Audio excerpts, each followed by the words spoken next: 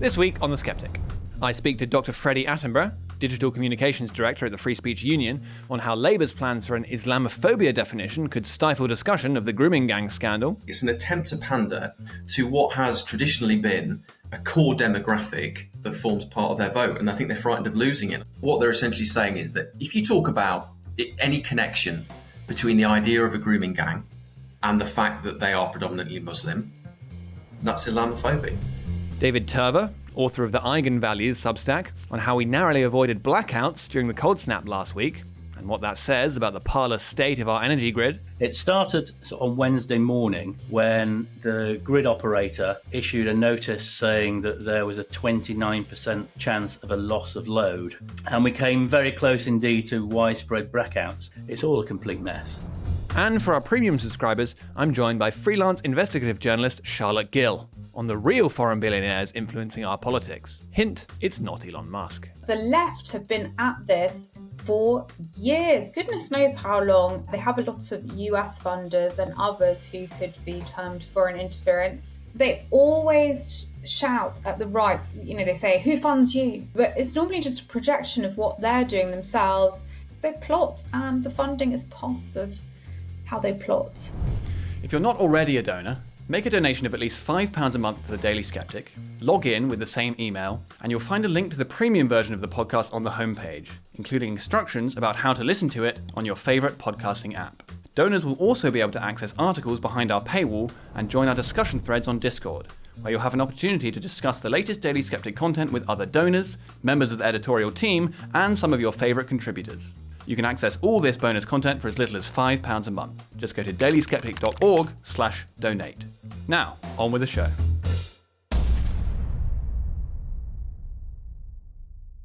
Hello and welcome to episode 26 of The Sceptic, the Daily Sceptic's weekly podcast.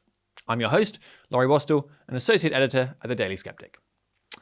Now, one of the ongoing questions about the Pakistani rape gang scandal is why this decades-long and widespread issue has taken so long to come to wide public and political attention. An unholy combination of fear, denialism, and political correctness has for far too long meant that these horrendous crimes were often swept under the rug. In particular, as we heard on the podcast last week, there has been a reluctance to acknowledge the clearly racialized pattern of abuse.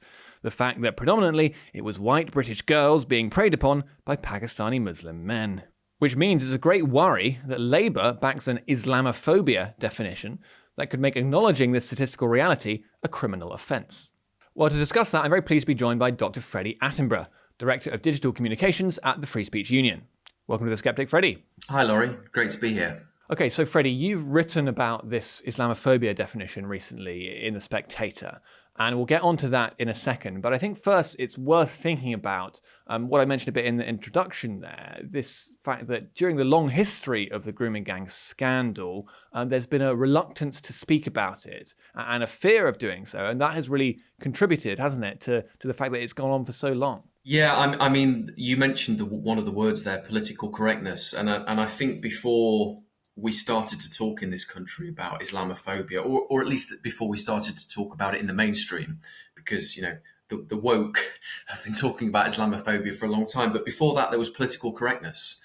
And behind all of this, really, in a way, is the political project of multiculturalism, the idea that this project must be protected. And sadly, that has meant, the last quarter of a century, protecting it from empirical evidence that it's not working. And I think one of the most heartbreaking and tragic or angering, whichever way you want to look at it, perhaps both, has been the Muslim grooming gang scandal, because it hasn't come out of nowhere. It appears sometimes as if it has, because the mainstream media has picked it up. But this has been going on, and the silencing of voices of whistleblowers has been going on for, literally 20 years. If you go back, there's been scandals in Rochdale, there's been scandals in Telford, and in all of these scandals, there are people who wanted to speak out, or there were people who knew that there was something that was going wrong here. There was a systematic pattern where you would see predominantly Muslim men who were targeting predominantly white, I'd say, frankly, exclusively white young girls.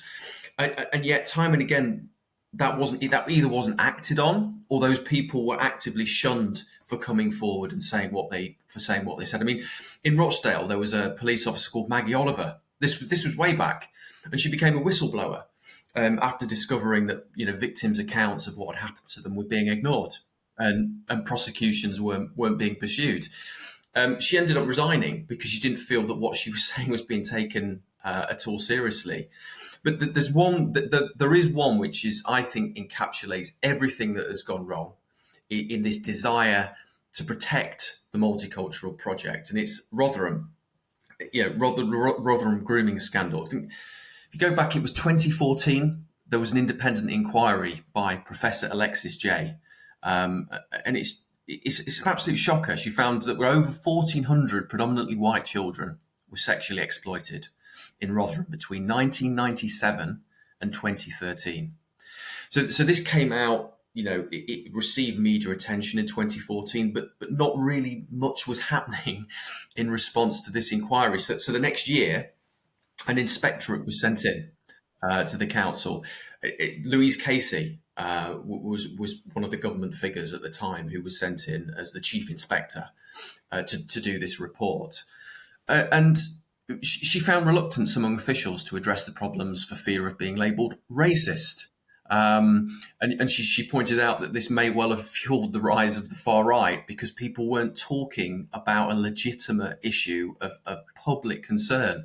And one of the things she wrote, I've got a quote here. So this is from Louise Casey's final report. Quote, "The issue of race is contentious." This was in Rotherham, with staff and members lacking the confidence to tackle difficult issues, i.e., the grooming of white women by Muslim gangs, for fear of being seen as racist or upsetting community cohesion. She goes on, she criticises the role of police in the scandal.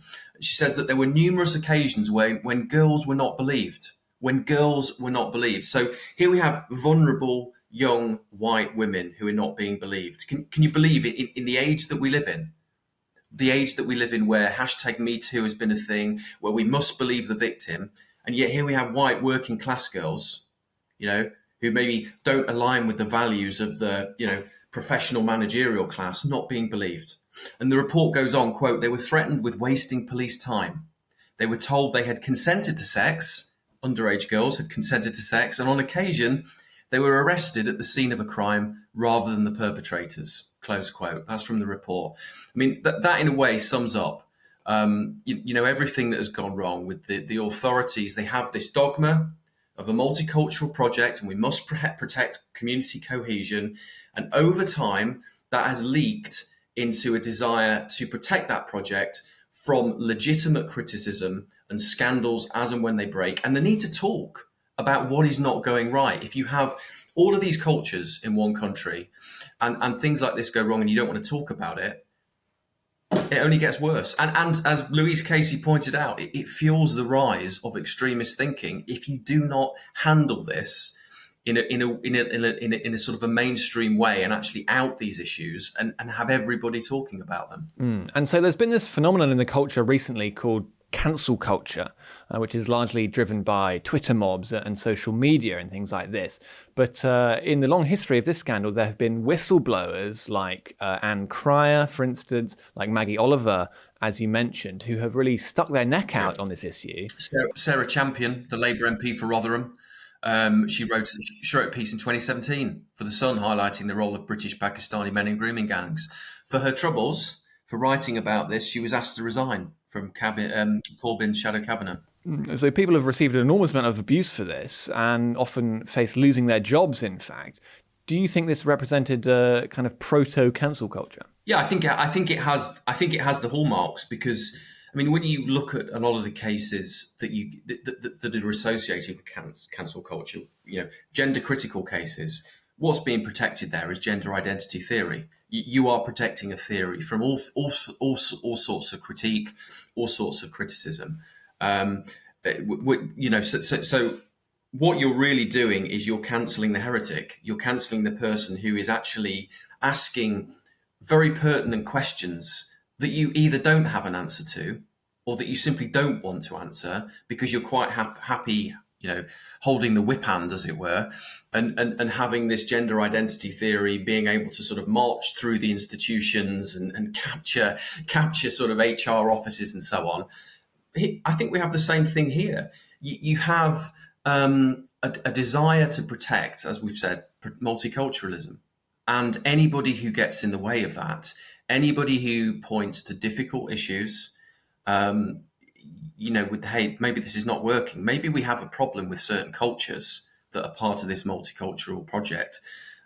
Don't want to talk about it. And instead of talking about it, it's much easier to try and smear or ignore or cancel the person who brings you these truths that you don't want to talk about. Okay, so that's already in the culture, and we'll get into this definition in a second. But there was quite a telling thing that happened last year in the Commons at Prime Minister's Questions, where a Muslim Labour MP by the name of Tahir Ali got up and asked Keir Starmer basically for the equivalent of a blasphemy law, where he said it was, anti-Muslim, anti-Islamic desecration should be banned by Keir Starmer. And far from responding and saying, well, actually, no, that's not, free speech is important and that's not the kind of thing we want to have in this country, Keir Starmer basically agreed, if not exactly with what he asked for, but with the premise overall that, one should be, I think he said that we're committed to tackling forms of division and hatred or something like this.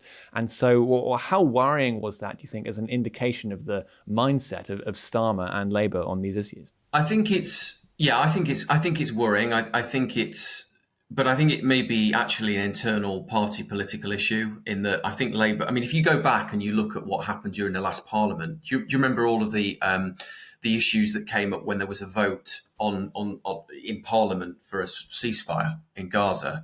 And there was all sorts of, Labour MPs were coming under massive pressure from their constituents who were, in predominantly Muslim areas, that you have to vote for this.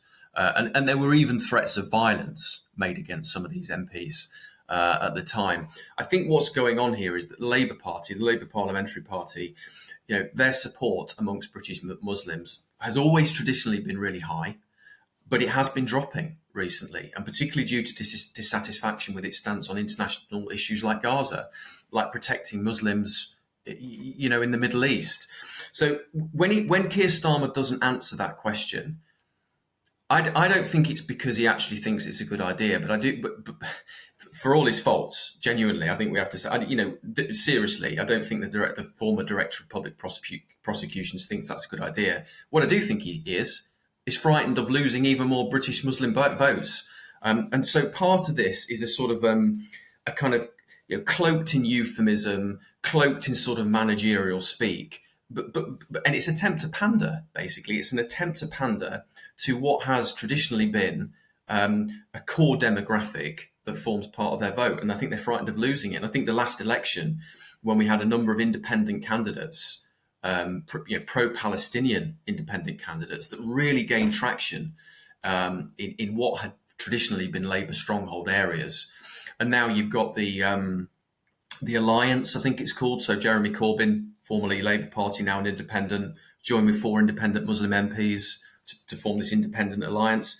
They're worried about that trend continuing. So I think when he gets up and says nonsensical things like that betray everything about the Enlightenment, about Western liberal democracy, he's pandering, basically. I don't think he believes it, but I think if they continue down that route, then they're going to have to do some very, very stupid things. So that's what I think it is. I think it's a party political issue. They're desperate to shore up their vote. Okay, so in terms of more longer term and thought out pandering, then the APPG, the All-Party Parliamentary Group on British Muslims, brought out its definition of Islamophobia in 2018. And so tell us about, what's in that definition and what went into creating it and who now backs it. Yeah, so one of the things that a lot of people, so I run the social media comms for the Free Speech Union, and a lot of people say, what's APPG? So as you're right, so APPG definition of Islamophobia is APPG is the All-Party Parliamentary Group on British Muslims, yeah. So the other thing to note about that, by the way, is that the definition was produced at a time when one of the co-chairs was Wes Streeting, who is now, of course, the Health Secretary. So yeah, there was the definition itself. Islamophobia is defined as, quote, a type of racism that targets expressions of Muslimness or perceived Muslimness.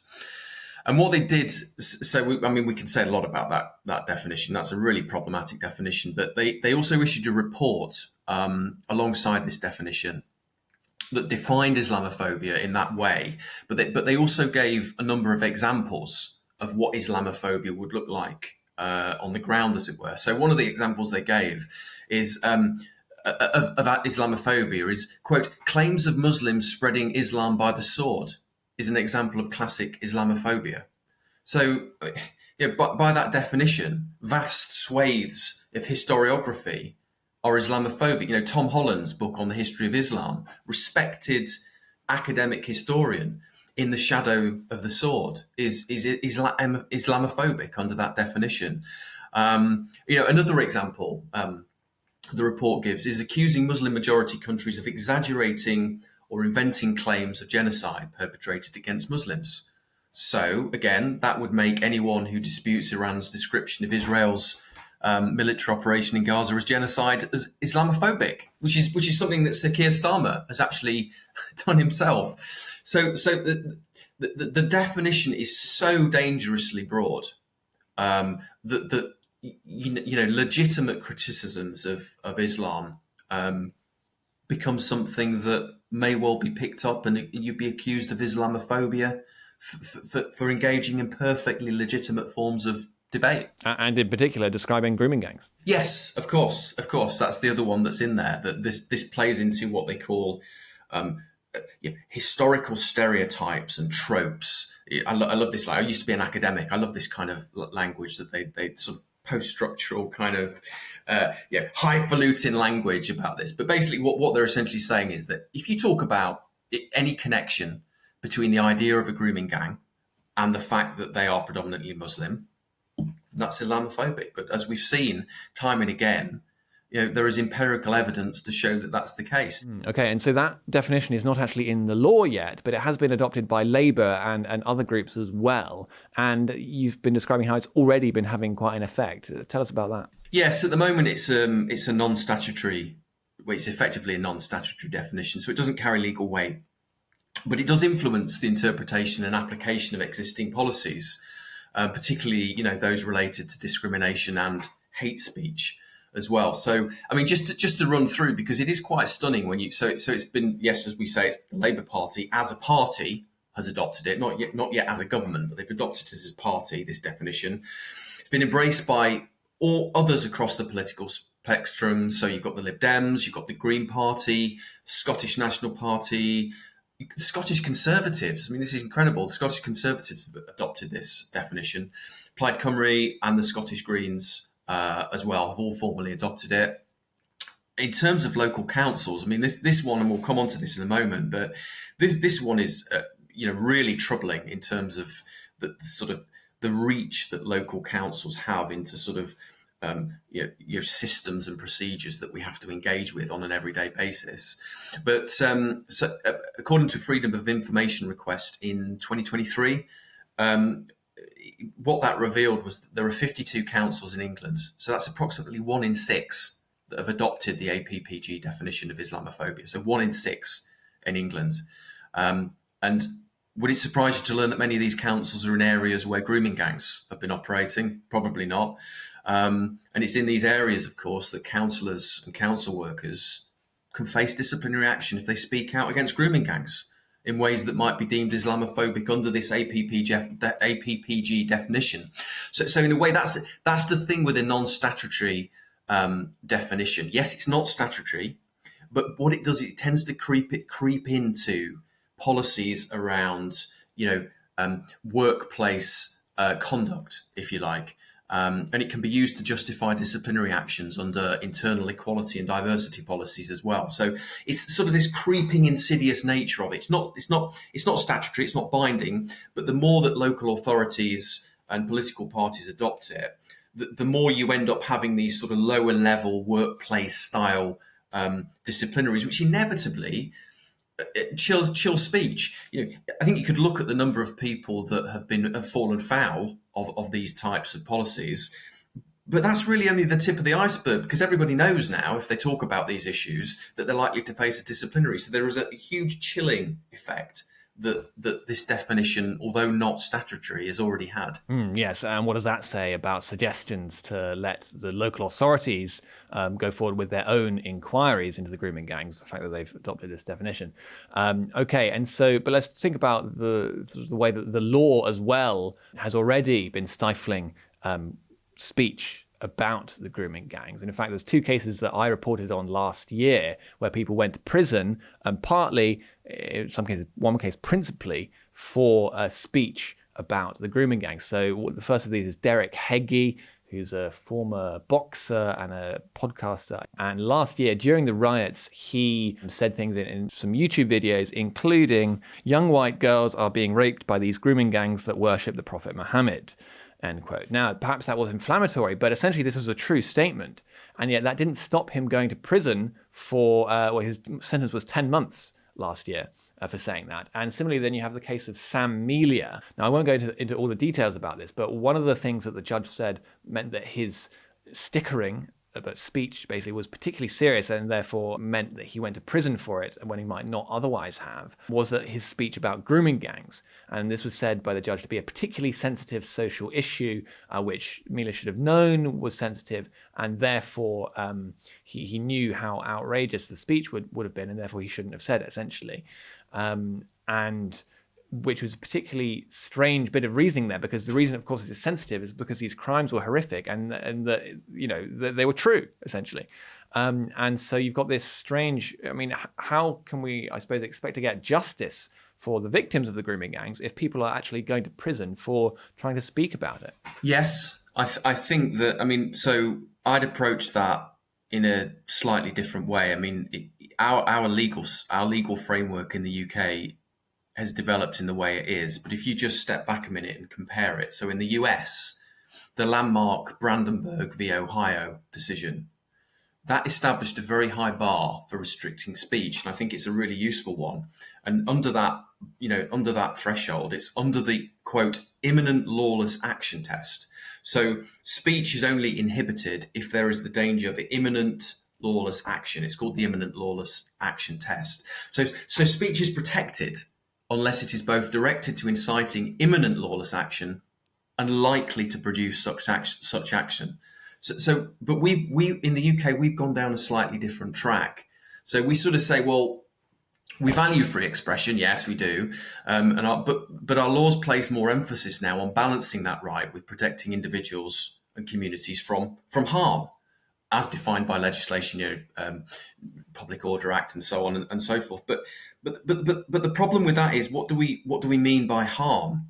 So immediately we've got something which is a little bit more subjective, and what that allows in sort of judicial decisions is for their own perceptions to come in, and we can see it in those rulings there about sensitive situations and sensitive topics. That may well be the case, but the question that I would ask is imminent lawless action likely to result from people saying what they say in those circumstances? Now, those might be, I don't know the details very much of those cases. Those might be bad cases to choose, but there is a general principle, I think, which we are slowly curtailing people's free speech around sensitive and controversial issues, because we've lost that sort of as objective as possible. I understand there's still subjectivity to the idea of imminent lawless action, but it's far more objective to be able to say, is this a yes or no type answer? Whereas what we sort of now are able to say, well, it's a volatile situation, it's a difficult topic, it might upset people, but is it something we need to talk about? And is it reasonable to believe that talking about those things would cause imminent lawless action? I don't believe it is. I don't know very much about those cases, but I think that's the problem we've got. There's this subjectivity that has crept in, which is now about, essentially, too often, about community cohesion and protection of multiculturalism, rather than actually allowing people to say things which are true and valid, even if shocking, upsetting and controversial. Okay, so there's changes in the law and there's changes in the culture as well. And one of the things I thought was striking, so you part of the reason you were writing about this was that Kemi Badenoch, leader of the Conservative Party, raised this issue at Prime Minister's Questions last week. And I thought it was very noticeable that Keir Starmer basically didn't even respond to it at all. He just waffled on. And also, to be fair, I think she missed a trick because she could have actually pointed this out, but she just moved on to the next question. But in any case, so that showed that he hadn't really considered the free speech aspect of this at all. And so, I mean, that's a question in itself. Why isn't that worrying, Freddie? But then also, what do you think the potential next steps are for Labour to try and make this definition into law? I mean, what would that look like? Well, just on that first point about his attitude to the issue, I think it's the attitude that, to use a slightly Marxist term, that professional managerial classes have shown for too long. It's a sort of, I think they find the topic distasteful. I think they think it's exaggerated. I think they think you're sort of using a few anecdotes to build a case in a rabble-rousing way, and it wasn't really a problem. And white men rape white girls too. I think that it's the sort of thing that they sort of always roll their eyes at, because in a way, ideologically, it goes so much against the political project of multiculturalism. They just don't want to address it. But that's a whole other topic. I mean, I think that on the second issue about where do we go from here, well, as we've already said, the fact that it's a non-statutory definition that has been adopted amongst so many local councils, so many political parties, so many trade unions actually also have adopted it. That's bad enough. But so where we could go and where we might be going under a Labour government is that it would be incorporated into statutory guidance. So the definition incorporated into statutory guidance. And what that would essentially mean is the government would embed the definition into statutory frameworks. And this would be like codes of practice for public authorities and regulators. So what that would mean is, I mean, they're already enthusiastically adopting the non-statutory definition, but they would be legally required, once it was statutory, to consider the definition when fulfilling their duties under equality legislation. One of the things that could lead to is mandatory training programs or reporting requirements based on the definition. One thing you'd likely see even more of, by the way, is that this would become for the police, this would become a way of judging non-crime hate incidents that relate to Islamophobia. It's a wonderful definition for them to use when they're judging whether they need to record a non-crime hate incident against a historian talking about Islam as a potentially violent religion in the past. So that's if they adopt it as a statutory definition. Just very quickly, if it's enshrined in legislation, so that would entrench it even further into the system. How are they going to do that? Well, we don't know if they are going to do it yet. I suppose I have a few worries, given that the APPG definition defines Islamophobia in a way that equates Islam with a race. It could feature in the Race Equality Act, which we know the Labour government want to bring in during this Parliament. So what the implications of that would be if it became part of legislation, statutory definition would become a legal standard, and it would influence how courts, police, public bodies handle cases that involve alleged Islamophobia. So its pervasiveness within the system would increase. You might even see new legal obligations created, new criminal offences or civil penalties that would be tied to Islamophobic actions as defined by the law. So, at that level, we would really see scope for free speech being narrowed, I think, if it was sedimented in legislation. So that's the worry. We don't know if it's going to happen, but it may well happen. And so finally, how damaging would that be for the quest for justice for grooming gang victims? And maybe to phrase that a bit differently, why is free speech so important in exposing this scandal for what it is? I think free speech is important because it enables everybody to find their voice and to speak the truth as they see it. I think that what we're essentially saying here is that anything that's coarse or anything that might be provocative or anything that might be inflammatory but true but empirically, factually evidenceable, it is somehow to be curtailed and is somehow to be shut down. Now, that's not really how free speech works. Free speech is inherently, or at least it should be, an inherently sort of democratic type of value, that everybody should have it, no matter how you articulate yourself. But there's another point there as well, which is that even if people are spreading conspiracy theories, even if people are, I hate that term, but let's just use it for now. Even if people are spreading conspiracy theories or falsehoods or exaggerating or are inciting certain forms of hatred, I'd rather they said it out loud in the public square, so that they could be challenged and so that they could be, what they're saying could be shown up to be false. The problem with these sorts of definitions is it has this way of sort of chilling the speech of people who have actual things to say, but they've got careers or they've got jobs and mortgages. They've got a mortgage to pay, they've got a job to keep, so they keep quiet, they don't say anything. But the other consequence of it is that the people who are going to speak anyway, the people who are exaggerating or the people who are basically lying, are going to carry on speaking anyway, just underground. And nobody will know, and nobody will be able to challenge them. So I think these are issues where you need to have these things out in the open, so people can talk about them. This definition, or to be honest, any definition of something like Islamophobia, is going to chill legitimate free speech of people from all walks of life, which is going to exacerbate problems where problems exist. And there's no denying, it might be distasteful to the middle classes in this country, but there's no denying there is a problem with Asian grooming gangs preying on white children, white working class, poor, vulnerable children. That is a social issue. It's a social problem, and we need to talk about it. Everybody needs to talk about it. This definition will stop people talking about these issues because they're distasteful to some people and because they go against this wider political project of multiculturalism. Okay, well, Dr. Freddie Attenborough, thanks very much for coming on The Sceptic. Thanks, Laurie. Now, on the 8th of January, it was bitterly cold across Britain, but also largely windless. And that meant that just as we all wanted to heat our homes that bit more to stay warm, the grid was facing a shortfall in supply because the turbines weren't turning. That meant that to avoid blackouts, we had to pay through the nose to rapidly turn on extra gas-fired power stations for emergency backup power. After this debacle, the National Energy System operator this week issued an explainer, assuring the public that our electricity network enjoys one of the highest levels of safety and reliability anywhere in the world. But the fact that it's having to say this at all speaks volumes about the precarious state of our energy grid. Well, to discuss that, I'm very pleased to be joined again on The Sceptic by David Turver of the Eigen Values Substack. Welcome back to The Sceptic, David.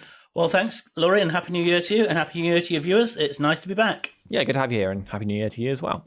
Okay, so David, just take us through what happened last Wednesday. How close did we come? Well, I think it's probably helpful if we start on Monday, because that's when Ed Miliband put out his tweet boasting that wind had overtaken gas as a source of electricity on the grid, and he was very proud about it. His tweet did get ratioed, but it only took until Wednesday morning for sort of like karma to rear its ugly head. And we came very close indeed to widespread blackouts.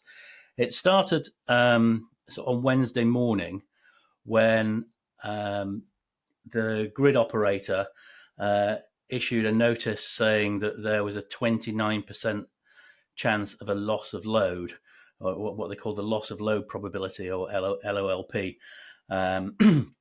And that was shown on the Enact website, which is an indication that we are going to have a risk of running out of electricity. And in fact, the margin that they had was, well, it was down to, looking at the chart, looks to be about a gigawatt or so. So that's an indication that the grid operators have to work very hard to keep the lights on. So they were scrambling around, and then by early afternoon, about 2:30, they accepted an offer for electricity from something called Rye House power station at £4,000 per megawatt hour, which is £4 per kilowatt hour. So if you imagine that on your electricity bill, you're probably paying about 24p per kilowatt hour at the moment. They were paying Rye House £4 per kilowatt hour to keep the lights on. Then it got even worse, and by about 5:30, they were paying £5,500 per megawatt hour just to keep the lights on. Now, if things were absolutely hunky-dory, then they wouldn't have needed to do this. Catherine Porter, I guess a partner in crime, she's a really good energy analyst. She did an in-depth view of this and worked out that we had something like 518 megawatts of headroom left. So the total available supply from our own generation and from the interconnectors was something like 47.4 gigawatts, and the peak demand was 46.8 gigawatts, leaving us with just short of 600 megawatts of spare capacity. So even a small station trip would have triggered blackouts, which is very dangerous. Now, since Catherine did that, I think NESO have been doing some what you might call damage limitation and saying it wasn't anywhere near as bad as that, and they had extra capacity that they could have brought online and so on. But one might have thought that if they did, they wouldn't have been paying £5,500 per megawatt hour. And the other thing that bailed us out was there's something called the Viking interconnector, which connects us to Denmark, and that during that day that was actually undergoing planned maintenance, but they brought it back sort of like just in time, and that's sort of like 700 megawatts of the bit that they brought back. And I guess they probably had to pay quite handsomely through the nose to bring that back too.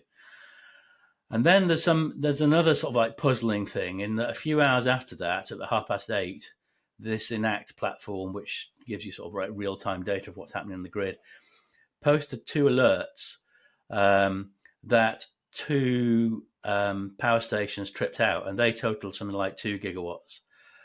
But since that time, those trip alerts seem to have sort of like vanished off the sort of like the core systems of the grid operators. So it's not clear whether those were a sort of like a false alarm or whether there's some sort of like strange shenanigans going on. But assuming for a moment that they are true, then if we'd lost that 2 gigawatts 3 hours earlier, when we only had sort of like 580 megawatts of spare headroom, then the lights would have gone out. So regardless of whether those trips actually happened or not, or whether there's just some sort of like glitch in the machine, I think it's pretty clear that we did miss a major blackout by the skin of our teeth. And notwithstanding, the government and NESO are trying to backpedal and sort of like do damage limitation, the fact of the matter is that peak demand was quite a bit higher than the peak demand that NESO themselves predicted back in October. So there's clearly something wrong with what they're doing and how they're doing it. And surprise, surprise, it shouldn't take a rocket scientist to work out if there's no wind, then you're not going to get much wind power. And that's essentially what the problem is, because over time they've closed what we call our dispatchable power stations. So those are ones that we control and can turn on and off at our will, not the will of the weather. And in fact, there's famous videos on Twitter and so on of, I think it's called Ashok Sharma, the chap who was the COP26 sort of like ambassador for us, actually blowing up power stations and taking great pride in doing so. I don't think those tweets are going to age very well. In fact, they haven't aged very well at all. So that's where we are. It was. I think it's dangerous. I think it's going to get more dangerous as time goes on, because our gas fleet is aging, and aging plants are going to become less reliable, and some of them will have to be retired anyway. And our nuclear plants are coming. Well, the advanced gas cooled reactors they're all coming towards the end of the useful life. In fact, I think they're all operating beyond their original design life now, and they're sort of like scrabbling like Billy-O to try and get further extensions for some of them at least.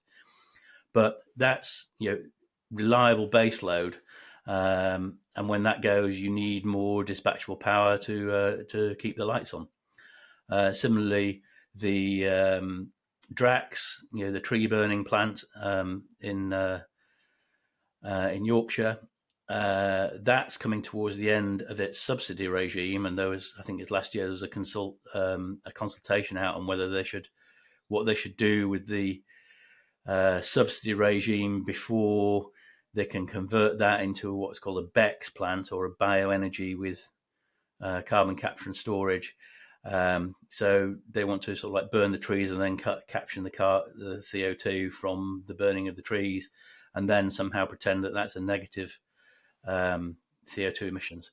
It's all a complete mess. And so in terms of the level of emergency there, obviously we're paying enormous amounts to these gas-fired power stations for extra power at short notice as well.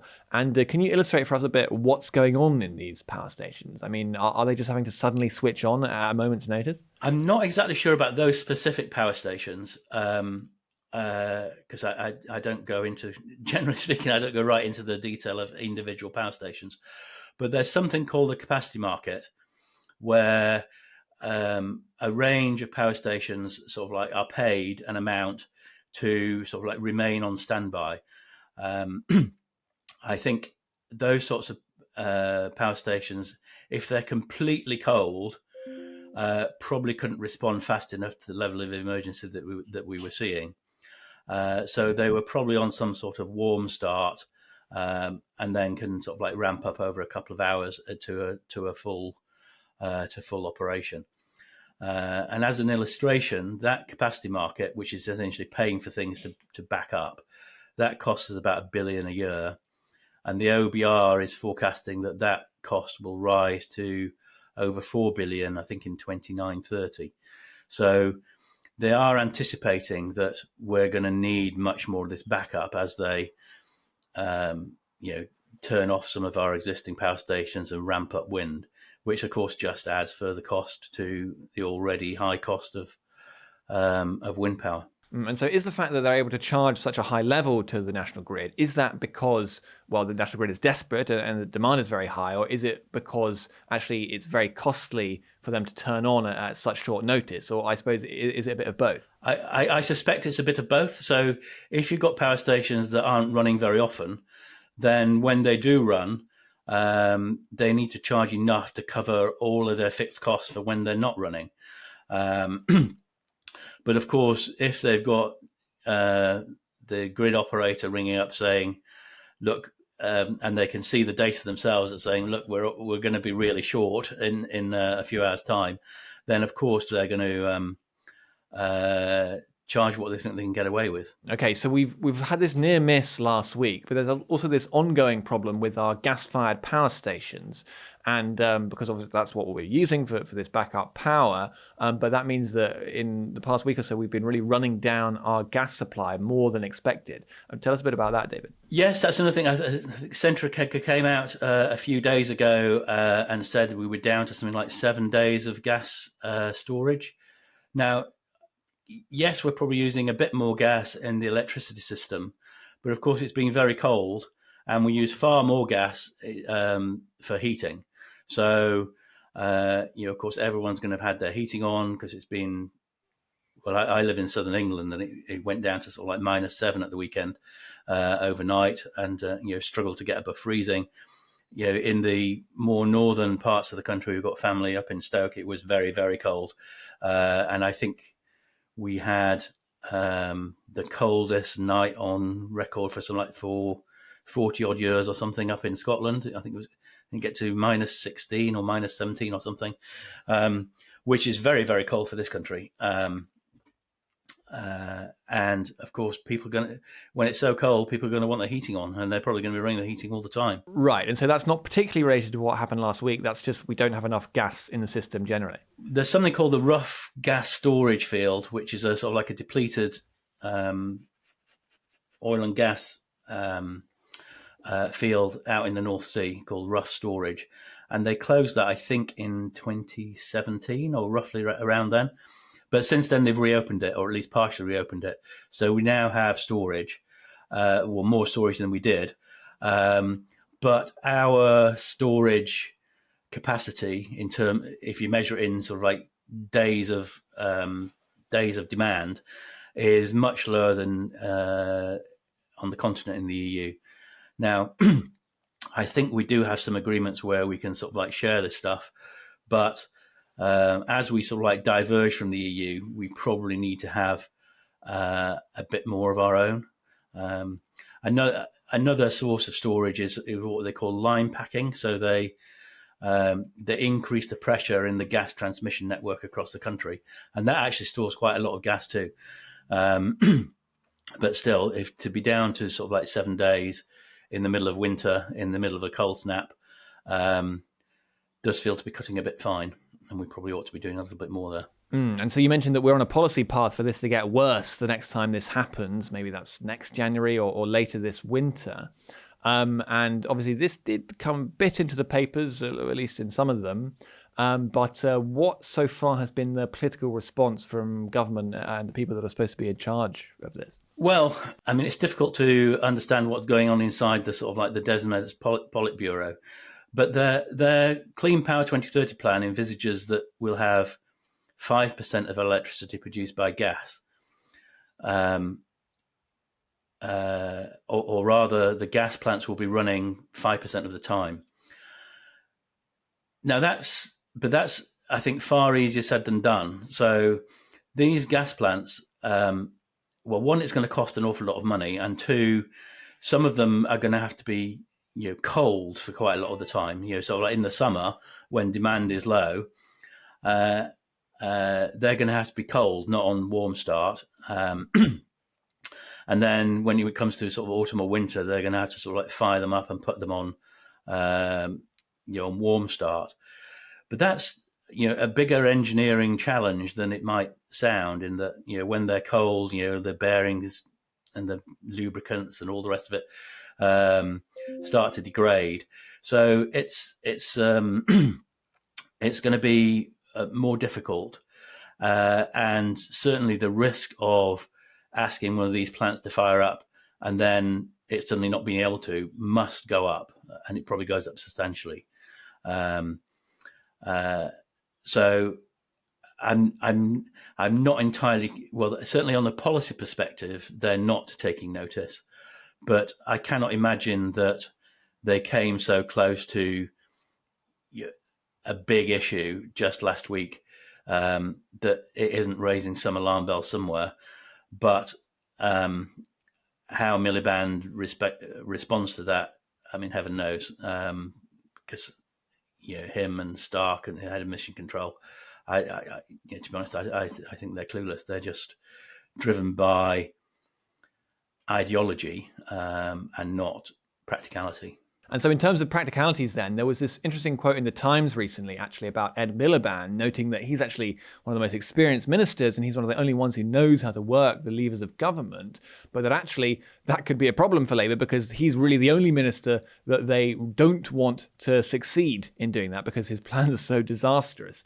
And so do you think that if Ed Miliband continues in this vein, then the Labour Party might wise up to this and he might find himself out on his ear?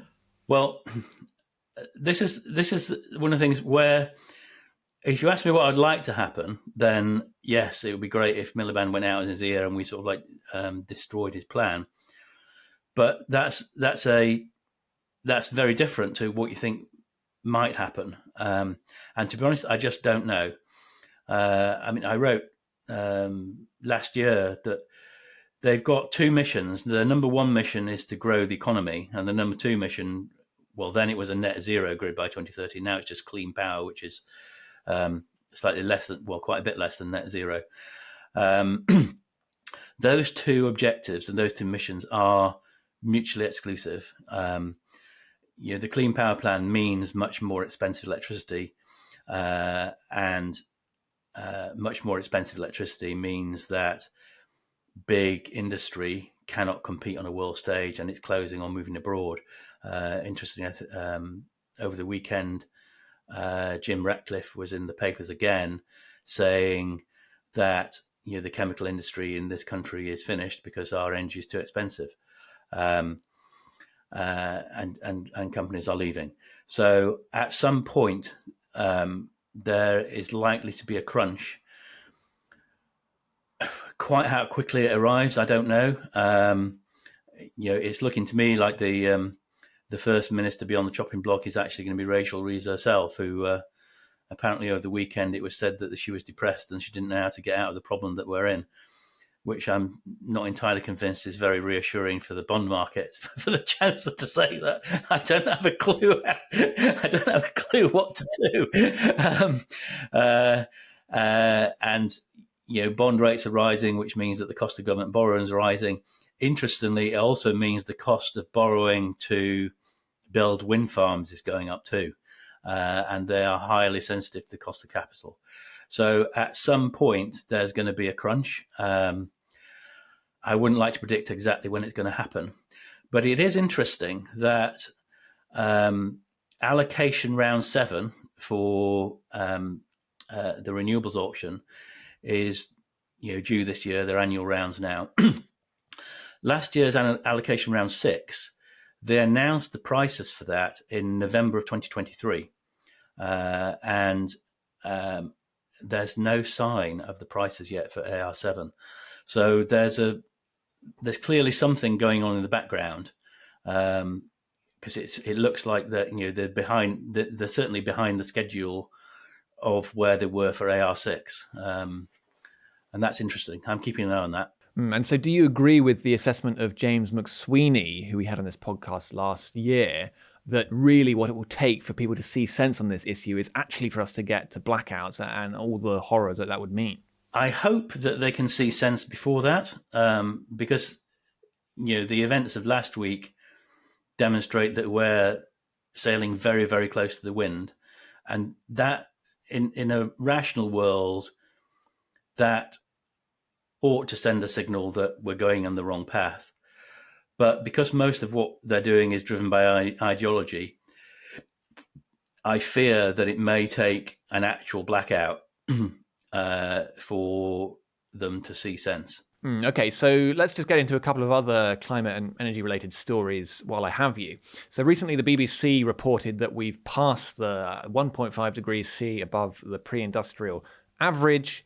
And of course, for a long time, this was supposed to be, this terrible thing that we really had to do our utmost to avoid. But, here we are, we've passed it, and the world is still turning. And in fact, we just had this cold snap, and that's what everyone's really thinking about. But doesn't this, the fact that no one's even really noticed that this happened at all, doesn't that rather undermine the kind of climate alarmism that had been going into this figure? Well, yes, it does. I mean, it's another one in the long line of sort of like failed climate predictions. Manhattan is supposed to be underwater by now.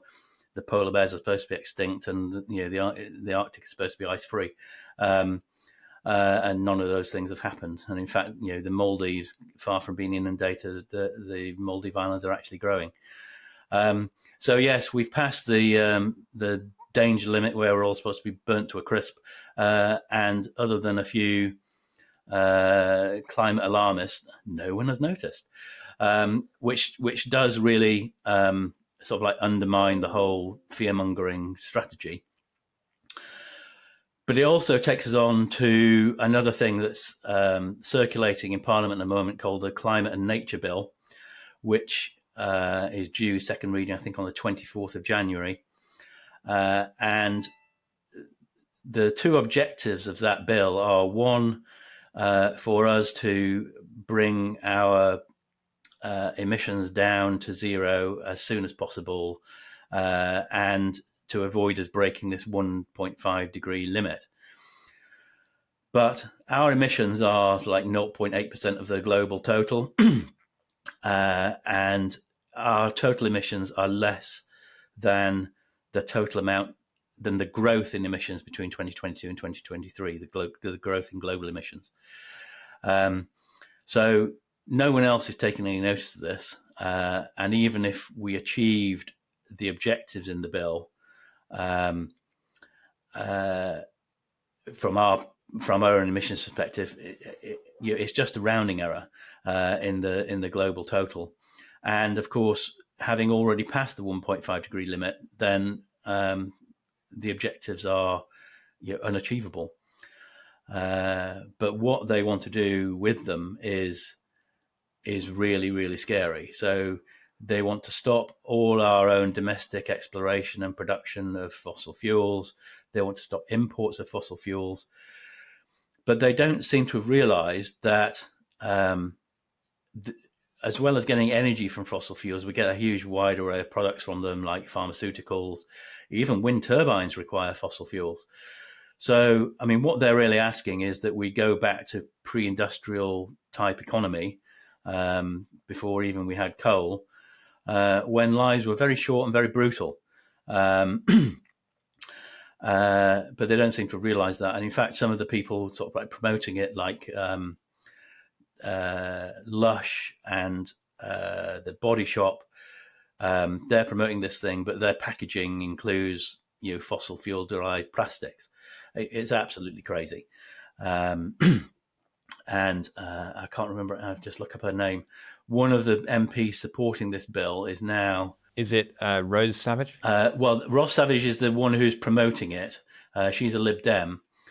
But Emma Hardy is the Minister for Water and Flooding in DEFRA, and she's supporting it. But one of the other objectives of the bill is their nature measures is to have more natural flooding. Why would anyone want more natural flooding? Heaven knows. Something called the mitigation and conservation hierarchy includes encouraging organic agriculture, natural flooding of wetlands, and reforestation. So I find it quite amazing that we've got a minister for flooding calling for more flooding. And that, of course, and they want reforestation as well. So that's going to reduce the amount of farmland available. And if we go to organic agriculture, there might be some good things in that, but it does reduce yields. So we've got less land producing less food, and we can't import it and we can't import food anymore either. I mean, it's absolutely crazy. It really is crazy. It's very reminiscent of something called the UK Fires Report, which famously had us sort of like not eating any beef or lamb by, I think, 2030. Closing all the airports except for Heathrow by 2030, and then closing all the rest of the airports, not having any shipping, which is what this means. If you've got no fossil fuels, then you can't move things about. You can't have nitrogen fertilizers because those are made from methane. It's absolutely astonishing that they've got so many people supporting this thing without really understanding what it means. Because, of course, they've got lots of objectives, but they've got absolutely no idea how to achieve it. But that issue of flooding does bring us onto a quite interesting tension in the environmental politics, I suppose, between, there are some people who call themselves Greens and environmentalists, and what they think that means is to be basically putting up windmills in order to try and change the weather. And that's one thing. But of course, the windmills, particularly in Britain, are, an eyesore on the natural landscape for one thing, but, they can cause flooding. They just can kill birds and things like this. So they're not actually a great way of stewarding the landscape. And that's, of course, another way you can think of environmentalism, which is, taking care of your own land. And of course, we've seen a dramatic example of this recently in California, which is the greenest state in America, which is to say it's got the most wind turbines and solar panels and all this kind of thing, as a result of which they have very high energy prices. But they actually have neglected to do the quite obvious stewardship here, which is to take care of their forests and things like this. And that's partly why they're having such destructive wildfires now. But it's a strange tension, isn't it, David, between people who say they're environmentalists but aren't really taking care of the environment properly and just want to put up windmills? It is very strange. They want to, put up windmills that kill bats and raptors and so on, but they don't mind. And there's also, there's certainly some evidence. I think the causality is perhaps dubious, not dubious, but unproven, of it damaging whales as well. There's been a great number of whale strandings because of the sound waves that pass through the sea that confuses them. It's all very crazy. and they want to cover farmland with solar panels, which is essentially industrializing the countryside. And I just can't see how that is in any way environmentally sensible. I mean, it just isn't. Yes, and that goes to the heart of the sort of like hypocrisy and internal tensions in the environmental movement. I mean, the fact of the matter is that untamed nature is very brutal, and we've worked very hard to essentially tame nature, which is why I'm sitting in a house that's centrally heated. Because if I was outside, I'd be dying of hypothermia. The fact of the matter is that we need technology and we need energy to tame nature so that we can survive and thrive. And have you looked at the California wildfires much? Not in any detail. I mean, I have noticed that they've got a problem with managing the water supply. They've probably also got a problem with the forestry, in that I think 20 odd years ago they stopped doing forest management and controlled burn and clean and cleaning the forest floor of detritus and that sort of thing, which means that when it does burn, it burns more strongly than it used to. There's the other issue with the electric utilities as well, not maintaining their pylons and their lines effectively, or not clearing the trees right near them. So if there's a problem there and there's a spark, then it of course ignites the forest, and then the forest goes up. There's all sorts of issues in there that which were then taken together, and they get what you might call a perfect storm. Then it all goes up like it has done in Los Angeles. And the other thing is, why they're building so many homes so close to forests, which where they know naturally have fires in them anyway. I mean, it's like here where we sort of like build on floodplains and then it floods. It's interesting, near me, there was a big fight over some houses being built on something called Watery Lane. And surprise, surprise, something called Watery Lane floods from time to time. There's quite a lot that can be learned from the ancient names of places. But it's certainly a bit of a stretch to say that the main cause of the California wildfires is climate change. Oh, yeah, absolutely. Well, first of all, it's winter, so it's not particularly hot. I think they have had a dry spell, but California is known for having dry spells. It goes from having lots of water to not much water. And previously they learned how to manage that, but then they stopped doing the management. And I don't know, I read something about some sort of salamander or something, and they have to divert water to protect the salamander, but not people, apparently. Okay, well, David Turver, thanks very much for coming on The Sceptic. Well, thanks for having me, Laurie, and hope to see you again. Now, with the world's richest man, Elon Musk, taking a keen interest in our politics recently, and even mulling a £100 million donation to reform, the left and centre-left commentariat has been up in arms about the supposedly nefarious influence of this foreign billionaire. Yet while Musk's opinions on X certainly do cause a stir, were he to donate to reform, he would hardly be the first American billionaire to throw money at the British political system. It's just that since the donations of the likes of Bill Gates and George Soros are unfailingly to left-wing causes, few seem to bat an eye. So why is that? And just how much influence are they exercising? Well, to find out, I'm very pleased to be joined back on The Sceptic by Charlotte Gill, freelance investigative journalist and the author of the Woke Waste Substack. Welcome to The Sceptic, Charlotte. Thanks very much for having me again, Laurie. Delighted to be back. Good to have you here. Okay, so there's been all this outrage about Elon Musk supposedly influencing our politics recently.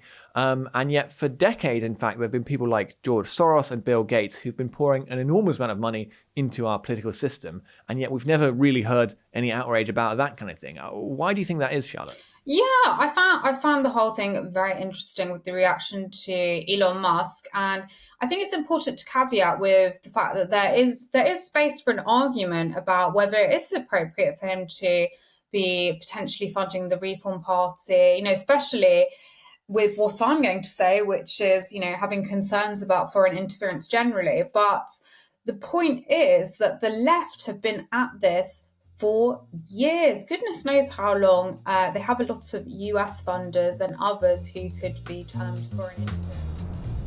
That's the end of the free part of the podcast. If you'd like to listen to the bonus interview, you'll need to become a regular donor to the Daily Sceptic. For as little as £5 a month, not only will you be able to watch or listen to the whole podcast, you'll also be able to access articles behind our paywall and join our discussion forum on Discord, where you'll have an opportunity to discuss the latest content on the Daily Sceptic with other donors, members of the editorial team, and some of your favourite contributors. Once you've become a donor, log in to the Daily Sceptic using the same email, and you'll find a link to the premium version of the podcast on the homepage, including instructions about how to listen to it on your favourite podcasting app. Remember, you can access all this bonus content for as little as £5 a month. Just go to dailyskeptic.org/donate.